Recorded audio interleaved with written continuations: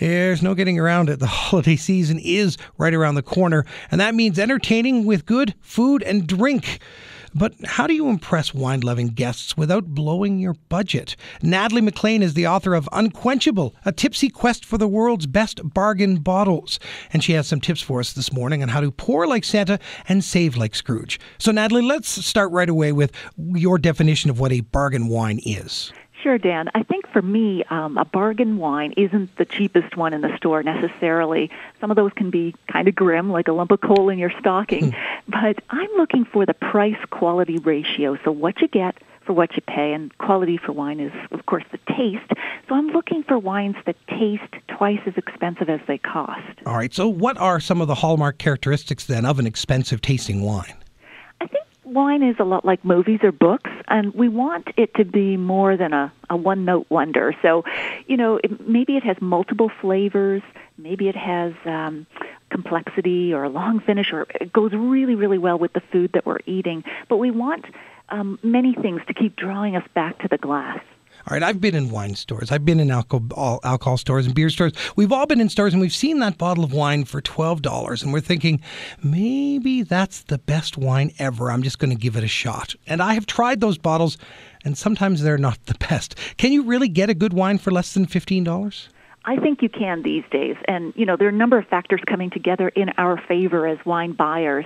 First of all, there's more competition than ever for our wine dollar. So existing wine regions, there are so many new producers every year. If you look at even just the Okanagan and Niagara, I hear about at least 10 new wineries a year. And then there are new wine-producing regions coming on stream or now exporting into our market.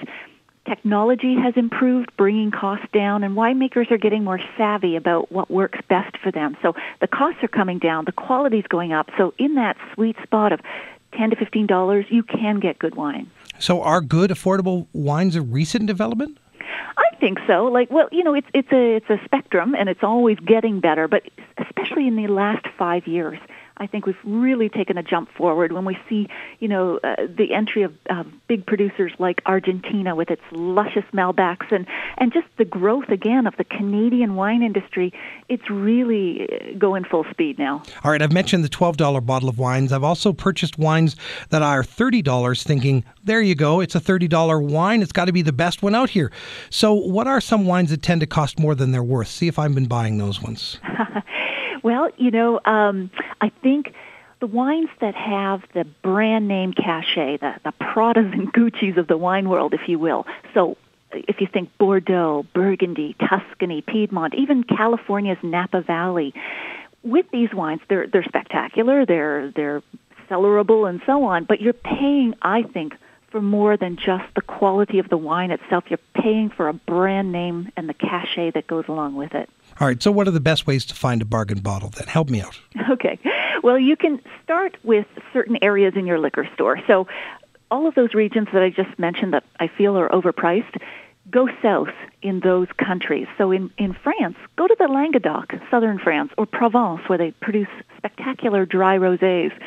Those regions have been producing wines as long as their northern neighbors, but they were always considered sort of rustic peasant wines. They didn't export. All of that's changed. They're now getting into international markets, and again, the technology and everything else. So you get terrific wines, but not with those big prices.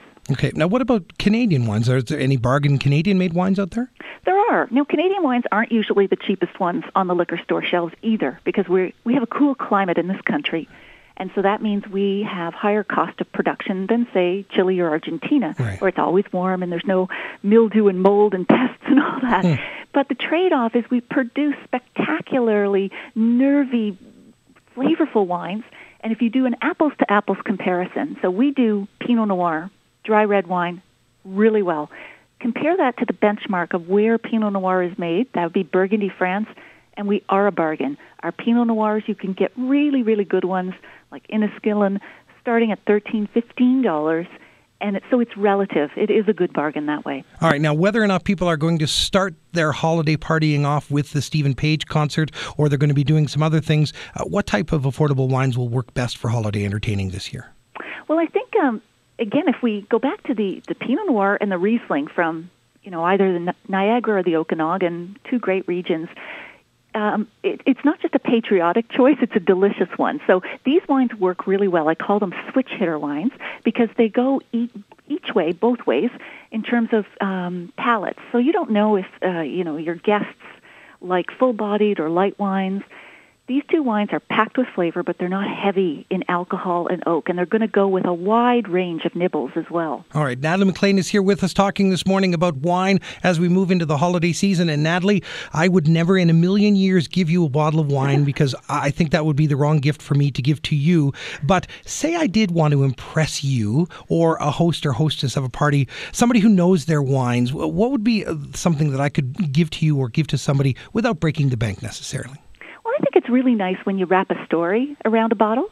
So it could be, let's say you're giving a bottle to a couple and they got married 3 years ago and you can find the vintage still in the liquor stores. That's a neat way to go. Let's say your friend is of Italian extraction and you go with that, like a nice bottle of Italian wine that doesn't have to be expensive. Or maybe it's the first wine the two of you shared together. Toasted your new apartment, whatever. The more you can sort of tie in a story with the bottle, I think the more personal it is. Okay, so I know what to get you for Christmas now. Yeah, Coles to Newcastle. Natalie McLean is the author of Unquenchable, A Tipsy Quest for the World's Best Bargain Bottles. You can see more of her recommendations online. I put a link to her website on the Saskatchewan Weekend website. Just go to cbc.com/saskweekend for the link to nataliemclean.com. And Natalie, always good to speak with you. Thanks for the conversation this morning. And happy holiday season wine giving and drinking. You too, Dan. Hope Santa brings you a really good bottle.